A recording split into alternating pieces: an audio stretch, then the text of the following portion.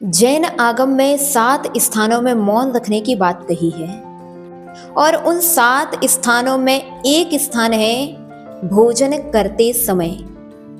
अर्थात जब भी आप भोजन करें तो उस समय मौन रखना चाहिए। यह बात हमारे जैनाचार्यों ने बहुत समय पहले कह दी और वह जैनाचार्यों की बात नहीं है बल्कि जिनेंद्र भगवान की बात है कि हमारे लिए भोजन करते समय मौन रहना चाहिए। लेकिन अगर हम इस बात के लिए यहाँ पर आपसे पूछेंगे कि आप में से कितने लोग भोजन में मौन रहते हैं, तो मुझे नहीं लगता कि 100% में से 1% भी लोग भोजन में मौन रहते होंगे। सत्य है। इसका मतलब कि पहली बात तो आप आगम की बात को नकार रहे हैं। दूसरी तरह से अपन देखें तो भोजन करते समय अगर आप चर्चाएं करते हैं, बात करते हैं, तो आपके लिए कैसे कर्म का आश्रय होता है, आपके लिए इसका क्या फल भोगना पड़ेगा, इस बारे में हम आगम के अनुसार और विज्ञान के अनुसार दोनों तरह से समझेंगे। अगर हम आगम के अनुसार देखें तो यदि आप भोजन करते समय मौन नहीं रखते हैं, चर्चाएं करते हैं, बातें करते हैं, तो आपके लिए ज्ञानावरणी कर्म का आश्रय होगा। आखिर क्या कारण है कि बात करने मात्र से, भोजन के निवाले को मुख में रखने के उपरांत यदि बात करते हैं तो इतने मात्र से ही आपके लिए ज्ञानावरणी कर्म का आश्रय हो जाता है, जो कि आपको बुद्धि की क्षमता, ज्ञान की क्षमता को मंद कर देता है। अर्थात आप याद करेंगे लेकिन आपको याद नहीं होगा, याद भी हो जाएगा तो वो भूल जाएगा, अथवा रखी हुई सामग्री को भी आप भूल जाएंगे कि वह सामग्री मैंने कहाँ रखी थी। ऐसी अनेक परेशानी केवल बच्चों को ही नहीं बड़ों को भी होती है। और वह ज्ञान का इस प्रकार आवरण क्यों पड़ा? क्योंकि आपके लिए ज्ञानावरणी कर्म का आश्रय हुआ है।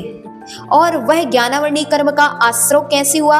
तो उस ज्ञानावरणी कर्म के आश्रय में एक निमित्त है कि भोजन करते समय बातें करना।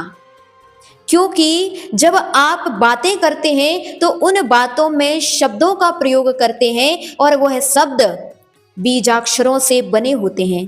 अर्थात जो भी शब्द आप मुख से निकालेंगे उनमें छोटा आ से लेकर के ज्ञा तक के कोई ना कोई अक्षर समाविष्ट होंगे, और वह अक्षर सामान्य अक्षर नहीं है बल्कि वह बीजाक्षर हैं। हमारे शास्त्रों को आप पलट करके देखेंगे तो जिन शब्दों को आप झूठे मुख बोल रहे हैं उन शब्दों से ही हमारे जिनागम का निर्माण हुआ है। उन्हीं शब्दों का प्रयोग जिनागम को लिखने में किया गया है और उन्हीं शब्दों का प्रयोग श्रुत है। और आप यदि उस समय श्रुत के उन बीजाक्षरों को झूठे मुख बोलते हैं तो आपके लिए श्रुत की अभिनय करने का पाप लगता है, और उसी पाप के कारण आपके लिए ज्ञानावरणी कर्म का आश्रय होगा। इसका तात्पर्य कि जब ज्ञानावरणी कर्म का आश्रय होगा तो आपके लिए ज्ञान की मंदता होगी, बुद्धि की क्षमता में कमी होगी और भूलने की बीमारी आदि जैसी अनेक प्रकार की बीमारी आपके लिए होगी। दूसरी तरह से अगर हम देखें तो भोजन करते समय यदि आप बात करते हैं तो इसके और क्या हानियां हैं? तो यद्यपि भोजन करते समय जो हमने भोजन कर रहे हैं उस भोजन का लार में मिलना अति आवश्यक है, और जब लार से भोजन मिक्स हो जाता है और वह आपके पेट तक पहुंचता है तो उसका पाचन होता है। और अगर लार से वह अच्छी तरह मिक्स नहीं होता और वह अंदर जाता है तो वह अच्छी तरह पाचन नहीं हो पाता, और जो बाहर की हवा है वह बाहिक वायु भोजन के साथ आपके मुख में से पेट में प्रवेश कर जाती है और वह वायु आपके लिए अनेक प्रकार की बीमारियों में एक निमित्त बनती है। आज अनेक लोग गैस की बीमारी से परेशान हैं, अनेक लोग कब्ज की परेशानी से परेशान हैं, और वह कब्ज की बीमारी क्यों हुई? क्योंकि आप भोजन करते समय चर्चाएं करते हैं। इसलिए हम इस प्रकार की बीमारी से और इस प्रकार के कर्म से कैसे बचें? सबसे अच्छा तरीका है कि आप भोजन करते समय मौन रखें। दूसरी तरह से देखें, यदि आपसे ऐसा नहीं हो पा रहा, आप भोजन के समय भी मौन नहीं ले पा रहे, तो कम से कम एक छोटा सा उपाय है, वह जरूर करें। और वह उपाय है कि भोजन करते समय यदि आपको बोलना ही है, तो मुख में ग्रास रखे हुए, मुख में निवाला रखे हुए चर्चाएं ना करें, बल्कि अगर आपको बात करना ही है तो उस मुख के ग्रास को पहले अंदर कर लें, पानी पी लें, उसके उपरांत बोल लें। तो यह क्रिया जो होगी, इससे ना तो आपको ज्ञानावरणी कर्म का आश्रय होगा, क्योंकि आप जो बोल रहे हैं वह झूठे मुख नहीं बोल रहे हैं, यही कारण है कि आपके लिए ज्ञानावरणी का कर्म का आश्रय नहीं होगा।